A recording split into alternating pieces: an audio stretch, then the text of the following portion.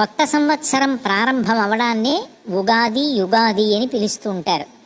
అసలు ఈ యుగ ప్రారంభం అనేటటువంటిది ఆ రోజునే సృష్టిలో ప్రారంభమైనటువంటి కారణం చేత దానికి యుగాది అన్న పేరు, ఉగాది అన్న పేరు వచ్చాయి అని పెద్దలు చెప్తూ ఉంటారు.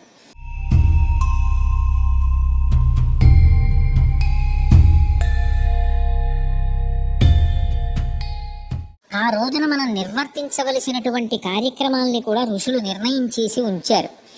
ఆ రోజు సూర్యోదయాత్ పూర్వమే నిద్రలేచి, సాధ్యమైతే సూర్యోదయానికి 88 నిమిషముల ముందుగా నిద్రలేచి తైలాభ్యంగం చేసుకోవాలి. అంటే మొట్టమొదట నువ్వుల నూనెని ఒంటికి అలదుకుంటారు. ఎందుచేత అంటే నువ్వుల నూనె శరీరమునకు అలదుకున్న కారణము చేత అలక్ష్మి పరిహారం అవుతుంది అని. అలా అలక్ష్మిని పరిహారం చేసుకోవడం కోసం, శరీరంలో ఆరోగ్యాన్ని పెంపొందింప చేసుకోవడం కోసం తైలమర్దనం అనేటటువంటిది ప్రధానమైనటువంటి అంశంగా నిర్ణయింపబడింది. అలాగే తదనంతరం పెద్దల యొక్క ఆశీర్వచనాన్ని తీసుకుని స్నానాన్ని నిర్వర్తిస్తారు. అందున శిరపూర్వకమైనటువంటి స్నానం అంటే తలస్నానాన్ని చేసి, నూతన వస్త్రధారణ చేసి, నిత్యకర్మలు ఏవి నెరవేర్చవలసి ఉంటుందో వాటిని నెరవేర్చి భగవంతుని యొక్క ఆరాధన చేస్తారు. ఆ ఆరాధన చేసినప్పుడు ప్రతివారు కూడా తప్పకుండా ఆ రోజున ఒక విశేషమైనటువంటి ప్రసాదాన్ని తయారు చేసి భగవంతుడికి నివేదన చేస్తారు. ఆ ప్రసాదంలో ప్రధానమైనటువంటి అంశం వేప పువ్వు. దాని పేరే నింబసుమం. నింబ అన్న మాటకు అర్థమేమి అంటే ఆరోగ్యం నయతీతి ఇది నింబః అని. ఏది మనుష్యునకు విశేషమైనటువంటి ఆరోగ్యప్రదాయిని అయి ఉంటుందో, దేని గాలి, దేని యొక్క సమస్త పదార్థములు కూడా ఆరోగ్యమునకు హేతువులై ఉంటాయో దాన్ని నింబ అని పిలుస్తారు సంస్కృతంలో. నింబ వృక్షము అంటే వేప చెట్లు. వేప పువ్వు ఆ సమయంలోనే వస్తుంది. అటువంటి వేప పువ్వుతో ప్రధానంగా ఈ పదార్థాన్ని తయారు చేసి నివేదన చేస్తారు. అందుకే యద్వర్షాదౌ నింబసుమం శర్కరామ్లఘృతైర్యుతం, పంచదారతో కలిపి అథవా కొన్ని చోట్ల బెల్లము మంగళద్రవ్యం కాబట్టి ఆ బెల్లంతో కలిపి ప్రసాదాన్ని తయారు చేస్తారు. శర్కరామ్ల, ఆమ్ల అంటే చింతపండు పుల్లని పదార్థము కాబట్టి ఆ పుల్లని పదార్థమైనటువంటి ఆ చింతపండు రసంతో కలిపి ఘృతైర్యుతం, అందులో ఆవు నీతిని కలుపుతారు. ఇక ఆ పైన కొంతమంది ఆ సమయంలో వస్తాయి కాబట్టి కొత్తగా వచ్చినటువంటి ఆ మామిడి పిందెల యొక్క ముక్కలు కూడా కలుపుకునేటటువంటి సంప్రదాయం ఉంది. కానీ ప్రధానంగా యద్వర్షాదౌ నింబసుమం శర్కరామ్లఘృతైర్యుతం భక్షితం పూర్వయామేస్య, సూర్యోదయాత్ పూర్వమే పూజ పూర్తి చేసి అటువంటి పదార్థాన్ని భగవంతునికి నివేదన చేసి ప్రసాదంగా స్వీకరిస్తారు. అందులో ఉండేటటువంటి ప్రధానమైనటువంటి లక్షణం ఈశ్వరానుగ్రహం చేత మనం ఆరోగ్యంగా ఉండాలి అని. మొట్టమొదట శరీరము ఆరోగ్యంగా ఉంటే ఇది భగవంతుడిచ్చినటువంటి గొప్ప ధర్మ సాధనకు సంబంధించిన ఉపకరణం కనుక దీన్ని ఆధారం చేసుకుని ధర్మానుష్ఠానం చేయగలుగుతాడు. అందుకే కొత్త సంవత్సర ప్రారంభంలో మొట్టమొదట శరీర ఆరోగ్యం పట్ల నేను శ్రద్ధ పెడతాను అన్న విషయంలో పునరంకితుడు కావడానికి ఆ వేప పువ్వు తినిపిస్తారు. రెండోది, అసలు ప్రారంభంలోనే కొద్దిగా చేదు ఉన్నటువంటి పదార్థంతో ప్రారంభం చేయడం ఎందుకు అంటే, ఎప్పుడైనా సరే కష్టపడడం అనేటటువంటిది అంత తేలికగా ఉండదు. ఏ పని చెయ్యకుండా సోమరితనంతో కూర్చోమంటే హాయిగా ఉండొచ్చు, కానీ కష్టపడడం అనేటటువంటిది చేదుగా ఉన్నా దాన్ని ప్రయత్నపూర్వకంగా స్వీకరించాలి. ఎవరు బాగా కష్టపడడానికి సిద్ధపడతాడో వాడు అనేకమైన ప్రతిబంధకములను ఎదుర్కొంటాడు. గొప్ప విఘ్నములు వస్తాయి. అయినా మొక్కవోనటువంటి ధైర్యంతో, దీక్షతోటి ఆ అడ్డొచ్చినటువంటి ప్రతిబంధకములను తొలగించుకొని దాటి ముందుకు వెళ్ళి లక్ష్య సాధన చెయ్యాలి. అలా లక్ష్య సాధన చెయ్యగలిగితే దాని వలన కృతకృత్యుడవుతాడు. అలా కృతకృత్యుడు కావడానికి నాకు అటువంటి బలం కలగాలి, మనోబలం కలగాలి, శరీరము దానికి తగినటువంటి రీతిలో నాకు సహకరించాలి. అందుకే చేదు తినడం, చేదు తిని ప్రారంభం చేశాడు అంటే కష్టపడడం మొదలుపెట్టాడు. అంటే ఎవరు కష్టపడడానికి సిద్ధపడతాడో వాడే మధుర పదార్థాన్ని తినడానికి యోగ్యతని పొంది ఉంటాడు. అంటే కష్టపడకుండా ఎవ్వరూ ఎక్కడా వ్యక్తిగతంగా కానీ, కుటుంబపరంగా కానీ, సమాజపరంగా కానీ, రాష్ట్రపరంగా, దేశపరంగా అభివృద్ధి చెందేటటువంటి అవకాశం ఉండదు. అందుకే కష్టపడడం నేర్చుకోండి. భగవంతుడిచ్చిన అపూర్వమైన ఉపకరణము కనుక శరీరము పట్ల శ్రద్ధ పెట్టి చక్కగా ఆరోగ్యంతో ఉండి మనసుకి మంచి విషయములను ఆలంబనంగా ఇచ్చి ధర్మానుష్ఠానం చేసి సమాజము యొక్క అభ్యున్నతి కొరకు ప్రయత్నించి కీర్తివంతులు కండి అని చెప్పడం, ఆ ప్రసాదాన్ని స్వీకరించండి అని చెప్పి అందులో వాడవలసినటువంటి పదార్థములను కూడా నిర్దేశించడం వెనక ఉన్నటువంటి తాత్పర్యం. ఇక తప్పకుండా ఆ రోజున పంచాంగ శ్రవణం చేస్తారు. పంచాంగము అనేటటువంటిది 5 అంగములతో కూడుకుని ఉంటుంది. తిథి, వారము, నక్షత్రము, యోగము, కరణము. ఈ 5టి సమాహార స్వరూపము కనుక 5టిని అంగములుగా పొంది ఉంటుంది కాబట్టి దానికి పంచాంగము అని పేరొచ్చింది. పంచాంగము జ్యోతిష శాస్త్రమునందు అంతర్భాగం. జ్యోతిషము వేద పురుషునికి నేత్రస్థానంలో ఉంటుంది. మనం చూడండి, కన్నులు లేనివారు అనుకోండి, దగ్గరగా ఉన్న విషయాన్ని చేతితో ముట్టుకుని అది ఏదో తెలుసుకోవలసి ఉంటుంది. కన్నులు ఉన్నవాడు అనుకోండి, దగ్గర దాకా వెళ్ళి ముట్టుకోక్కర్లేదు, దూరంగా ఉన్నదాన్ని కంటితో చూసి ఇది ఈ వస్తువు అని నిర్ణయించుకుంటాడు. వేదపురుషునికి నేత్రస్థానంలో జ్యోతిషము ఉన్న కారణం చేత గ్రహగతులను నిర్ణయిస్తుంది. రాబో కాలం ఎలా ఉంటుంది, శుభాశుభ పరిణామములు ఎలా ఉంటాయి, లెక్కగట్టగలిగినటువంటి ప్రజ్ఞతో కూడినటువంటి శాస్త్రమునకే జ్యోతిషమని పేరు. అటువంటి జ్యోతిషమునందు ప్రధానమైనటువంటి అంగములైన తిథి, వార, నక్షత్ర, యోగ, కరణముల యొక్క సమాహార స్వరూపమై పంచ అంగములతో కూడుకున్నది కనుక దానికి పంచాంగము అని పేరు. ఇందులో ఈ 5టిని ప్రతిరోజు పరిశీలించినటువంటి కారణం చేత 5 ఫలితములు కలుగుతాయి అని మనకి పెద్దలు చెప్తారు. ఈ పంచాంగంలో గ్రహముల యొక్క గతులనన్నిటినీ కూడా చెప్పి రాశి ఫలితములను చెప్తారు. ఏ ఏ రాసులలో ఏ ఏ నక్షత్ర పాదముల వారు జన్మించారో దానిని విని దానిని బట్టి వారికి రాబోయేటటువంటి సంవత్సరంలో శుభాశుభ ఫలితములు ఎలా ఉంటాయన్న దాని విషయంలో ఒక అవగాహనకి వస్తారు.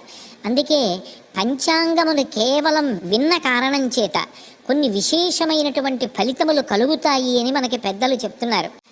అనేకమైనటువంటి కార్యములను నిర్వహించవలసి వచ్చినప్పుడు ఆ కార్యములను నిర్వహించడానికి దేన్ని ఆలంబనం చేసుకుంటారు అంటే పంచాంగాన్ని ఆలంబనం చేసుకుంటారు. అందుకే నానా కార్య సుసాధనం, అనేకమైనటువంటి కార్యములను చెయ్యడానికి సాధనంగా పంచాంగం ఉపయోగపడుతుంది. ఏ కార్యాన్ని ఎప్పుడు మొదలు పెడితే అది దిగ్విజయంగా పూర్తయ్యే అవకాశం ఉంటుంది, కాలమునందు అంతర్లీనమైనటువంటి అనేక విషయాలు మన పట్ల ఆనుకూల్యతని పొందుతాయి. ఈ విషయాలన్నీ కూడా పంచాంగము యొక్క శ్రవణము వలన తెలుస్తాయి. అలాగే కేవలము పంచాంగమును విన్న మాత్రం చేత గంగా స్నాన ఫలితము, గోదానము చేసినటువంటి ఫలితము ఇత్యాదులు కలుగుతాయి. అందుకే కాల విభాగం గురించి పరిశీలన చెయ్యడం అనేటటువంటిది ఎంత ప్రధానమైన విషయంలో లోకానికంతటికీ తెలియచేయడం కోసం ఇప్పటికీ కూడా కలవు వెంకటనాయక అనిపించుకున్నటువంటి శ్రీ వెంకటేశ్వరుడు ప్రతిరోజు కూడా పంచాంగ శ్రవణం చేస్తాడు అంటే అసలు ఆ పంచాంగాన్ని వినడము, పంచాంగాన్ని పరిశీలించడము, పంచాంగం ఇంట్లో ఉండడము అనేటటువంటిది ఎంత ముఖ్యమైన విషయమో మనకు అర్థమవుతుంది. పైగా పంచాంగంలో ప్రతిరోజు కూడా సూర్యోదయ సూర్యాస్తమయములు నిర్ణయింపబడి ఉంటాయి. అలాగే గ్రహణములు పేర్కొనబడతాయి. ఇందులో ప్రతిరోజు సూర్యోదయ సూర్యాస్తమయాలు ఎప్పుడు జరుగుతున్నాయి అన్న విషయాన్ని జాగ్రత్తగా పరిశీలనం చేస్తే దాన్ని బట్టి మనం చెయ్యవలసినటువంటి ఆరాధన కార్యక్రమాలన్నింటినీ కూడా నిర్ణయం చేసుకుంటారు. నిత్య నైమిత్తిక తిథులన్నీ కూడా తెలుస్తాయి. అలా తెలిసినటువంటి కారణం చేత ఏ నైమిత్తిక తిథి నాడు ఎటువంటి కార్యాచరణ చెయ్యవలసి ఉంటుందో అటువంటి కార్యాచరణ పూనికతో చేసి చక్కగా దాని వలన పొందవలసినటువంటి ప్రయోజనాన్ని పొందుతారు. అందుకే పంచాంగమాకర్ణ్యతాం, కనీసం పంచాంగాన్ని మనం చదువుకోకపోయినా ప్రతి సంవత్సరంలోనూ కూడా మొట్టమొదటి రోజున ఆ ఉగాది నాడు పంచాంగ శ్రవణం చేస్తారు. ఇందులో ఒక్క విషయాన్ని గమనించవలసి ఉంటుంది. గ్రహములు జాతకంలో సంచారం చేస్తున్నప్పుడు మిశ్రమ ఫలితాలను ఇస్తాయి. ఇది మర్త్యలోకం. కేవలము శుభములు ఉండవు, కేవలము అశుభములు ఉండవు, శుభాశుభ సమ్మేళనంగా ఉంటుంది. కానీ మనిషి తెలుసుకోవలసినది మాత్రం ఒక్క విషయాన్ని బాగా గమనించాలి. గ్రహములు ఆ జనన సమయాన్ని బట్టి ఒక సంవత్సరంలో కొన్ని ఫలితాలను ఇవ్వడానికి సిద్ధంగా ఉండవచ్చు, కానీ అధిగమించడానికి కూడా ఒక అవకాశం ఉంటుంది. దేని చేత అధిగమిస్తారు? రావలసినటువంటి అశుభ పరిణామం చాలా ఉపద్రవంతో కూడుకున్నది, భయంకరమైనది అయినప్పటికీ కూడా అది తప్పించుకునేటటువంటి సాధనం ఒకటి ఉన్నది. ఏది ఆ సాధనము అంటే, భగవంతుని యొక్క నామ సంకీర్తనం ప్రతిరోజు చెయ్యడానికి అలవాటు పడినటువంటి వాడెవరుంటాడో అటువంటి వాణ్ణి గ్రహములు కూడా బాధించవు. ప్రతిరోజు భగవన్నామం తెలిసి కానీ తెలియక కానీ చెప్పగలగడం ఒక అదృష్టం. అయితే కేవలం నామం చెప్పడం వల్ల ప్రయోజనం కలుగుతుంది అన్న మాటకి ఎంత సారమున్నదో దాని యొక్క కొనసాగింపు కూడా అంత సారవంతము. ఎందుకంటే భగవంతుని యొక్క నామములు గౌణములు. అవి కేవలం ఏదో భగవంతుడికి బాలసారి చేసి పెట్టిన పేర్ల వంటివి కావు. ఒక్కొక్క నామం చెప్పగా చెప్పగా చెప్పగా ఆ నామము యొక్క అర్థమేమి అని తెలుసుకునే ప్రయత్నం చేశారనుకోండి, దాని వలన భగవంతుడు ఒక్కొక్క గుణాన్ని ఆవిష్కరించినప్పుడు, లోకాన్ని సంరక్షణ చేయడానికి ఆయన ఒక్కొక్క లీలని ప్రదర్శించినప్పుడు, ఆయా సమయాలలో ఆయన చూపించినటువంటి దయ, ఆయన యొక్క కారుణ్యం జ్ఞాపకానికి వచ్చినప్పుడు, లోకం ఆయనని కీర్తించినప్పుడు వచ్చినటువంటి పేర్లు ఆ పేర్లు, అప్పుడు భగవంతుడితోటి మనకి ఒక అనుబంధం కలుగుతుంది. భగవంతుడితో అనుబంధం కలిగితే ఆయన ఎలా చెప్పాడో అలా బ్రతకడం గొప్ప అని అలవాటవుతుంది. ఆయన ఎలా చెప్పాడో అలా బ్రతికితే ధర్మాన్ని పాటించినట్టు అవుతుంది. ధర్మాన్ని పాటిస్తే మనము ప్రశాంతంగా ఉంటాం, లోకము ప్రశాంతంగా ఉంటుంది. అంటే నిజానికి సమాజము యొక్క శాంతి భద్రతలన్నీ దేని మీద ఆధారపడి ఉన్నాయి అంటే ధర్మాచరణము వలన మాత్రమే సాధ్యమవుతాయి.